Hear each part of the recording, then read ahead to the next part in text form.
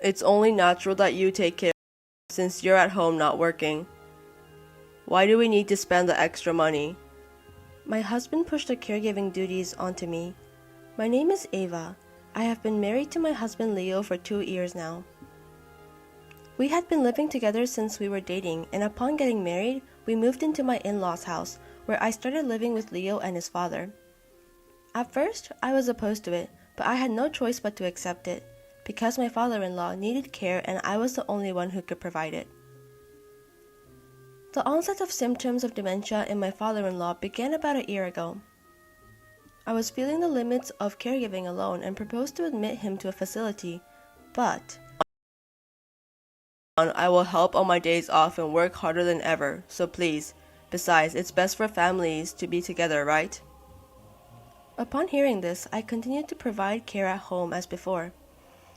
Okay, but not just helping, Leo, you need to do your part. I think your father might feel awkward around me sometimes. I took on the task after making this agreement. I believed in what Leo said at the time. After starting to live and taking care of my father-in-law, I noticed something. It was about the facilities on my in-laws' house. Although he could still walk on his own, my father-in-law often stumbled on steps and stairs inside the house. In addition to this, the toilet and the bathroom were narrow and seemed difficult to move in.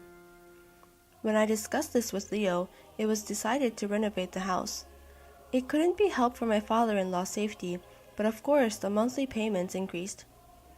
For a few months after the renovation, Leo actively participated in taking care of my father-in-law.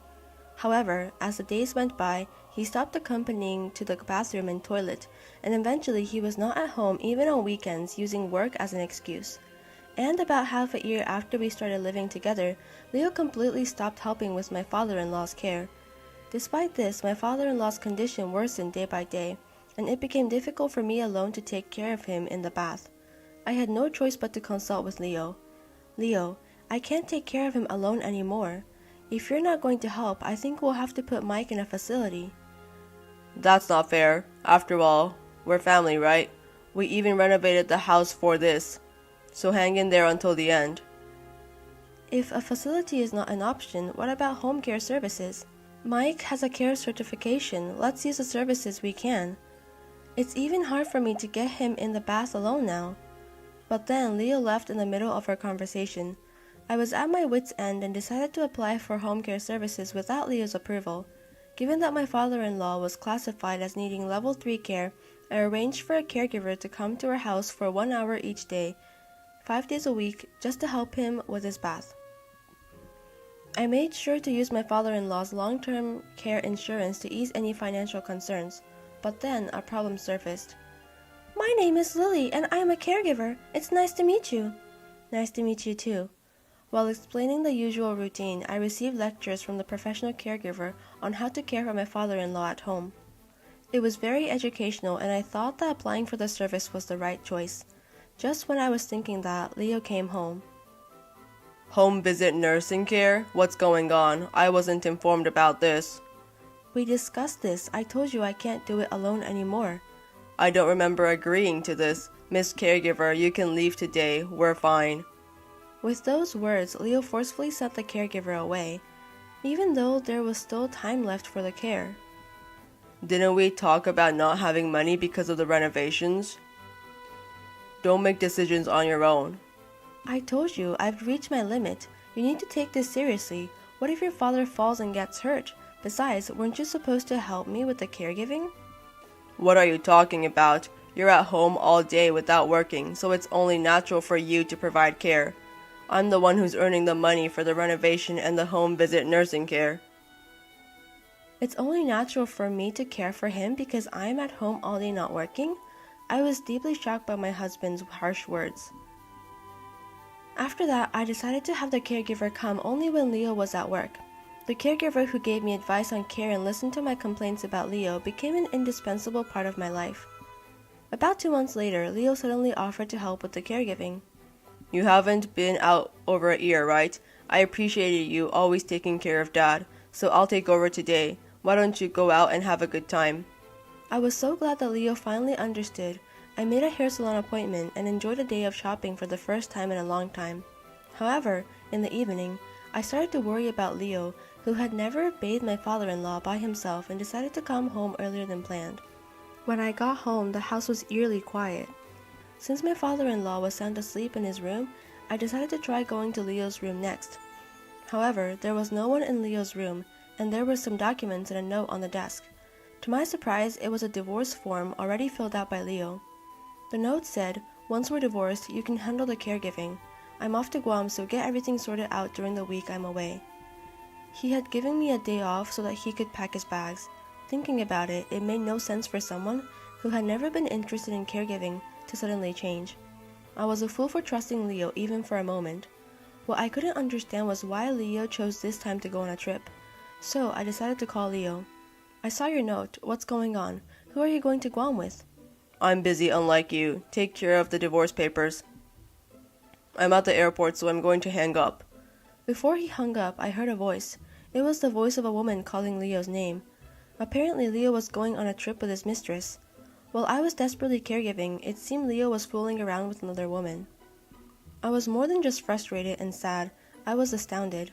Just then, I heard my father-in-law calling me. It had been a long time since he called my name last time, as his dementia had progressed to the point where he no longer recognized me. I was worried about whether Leo had taken care of him while I was out, so I rushed to my father-in-law. "What's wrong? Were you okay while I was out?" Ava, was today the day the helper was supposed to come? I was shocked to see my father-in-law looking at me with sharp eyes and answering me properly. "No, she's not coming today, but she's supposed to come tomorrow evening." I see. Could you bring me something to write on then? He wasn't supposed to be able to write anymore. Despite my thoughts, I handed him a notebook and a ballpoint pen.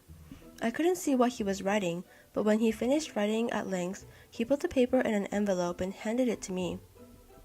Could you give this to the helper tomorrow? Understood. I did as my father-in-law told me.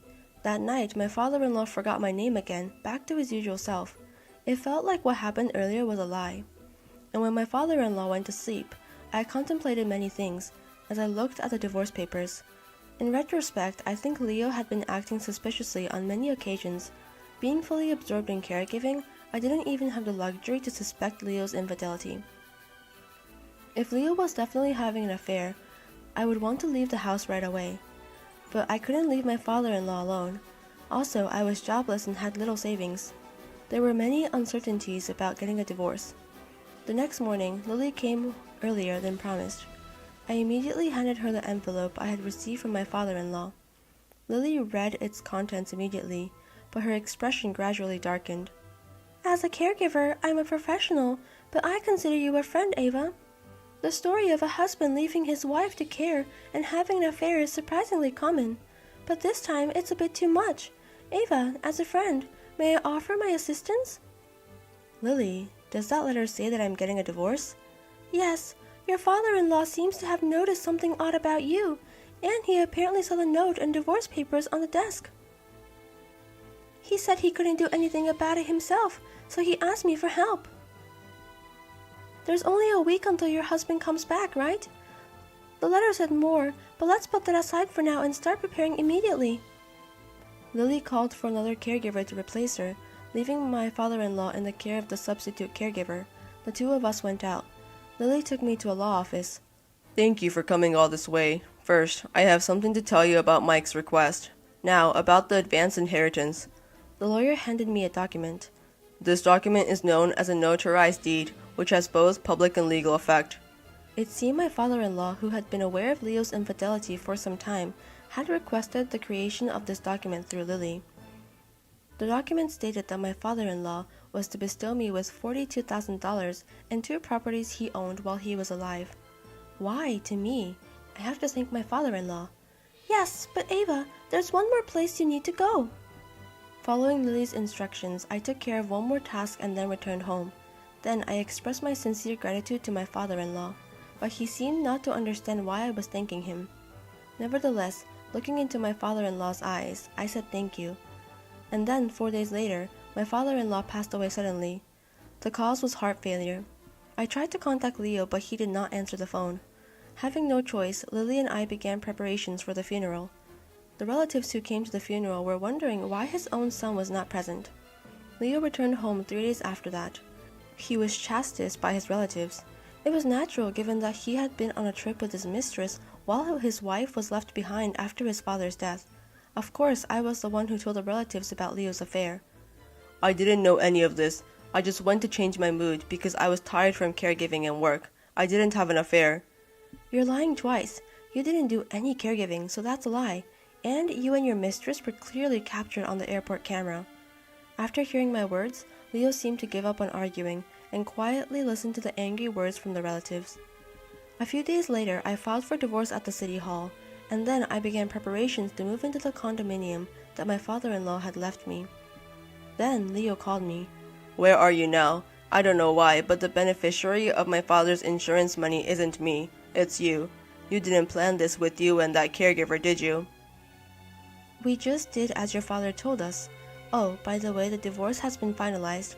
The demand for spousal maintenance should arrive to you through the lawyer soon, so please handle it. Divorce? Spousal maintenance? You're getting my father's insurance money. Isn't that enough? It seems Leo forgot that he had given me the divorce papers. Did you forget you left the divorce papers on the desk when you went on a trip? And by the way, pay the alimony yourself. The life insurance is what your father left me. It's not yours. With that, Leo fell silent. I hung up the phone without a word and immediately blocked Leo's number. Even though I no longer had to care for my father-in-law, I still maintained a good relationship with Lily. Lily had cared for my father-in-law more than Leo ever did. And I will never forget the debt I owe her for helping me both mentally and physically. After that, I received a contact from Leo's mistress, who had reviewed the documents from the lawyer. I went on a trip because Leo told me that the divorce was already finalized. I have cut ties with Leo. Leo will duly pay the alimony. I am sorry for the circumstances with your father-in-law. I was surprised because I had expected her to say Leo wouldn't pay the alimony. She seemed so responsible that I wondered why she had been involved with Leo in the first place. On the other hand, I settled the matter with Leo, agreeing that he would pay the alimony in accordance with legal guidelines. From what I heard, Leo's mistress was rich, and it seems he had depleted his savings due to the cost of their relationships. Pretentious as he is, Leo had also paid for their trip to Guam. Even though he's my ex-husband, it's very embarrassing. Furthermore, he still has a loan for the renovation of his father's house. So, when combined with the alimony, it amounts to quite a sum. It's all his own doing. On top of the difficult life ahead, Leo's divorce reason is known to the relatives, so he won't be able to rely on them. As for me, I have the condominium I inherited from my father-in-law, so I won't struggle to get by. I was left a significant amount of inheritance, and the alimony will also be paid. And recently, I have been studying to get my caregiving qualification, learning from Lily. Without forgetting my gratitude to my father-in-law, I plan to enjoy my new life at a leisurely pace while looking for a job.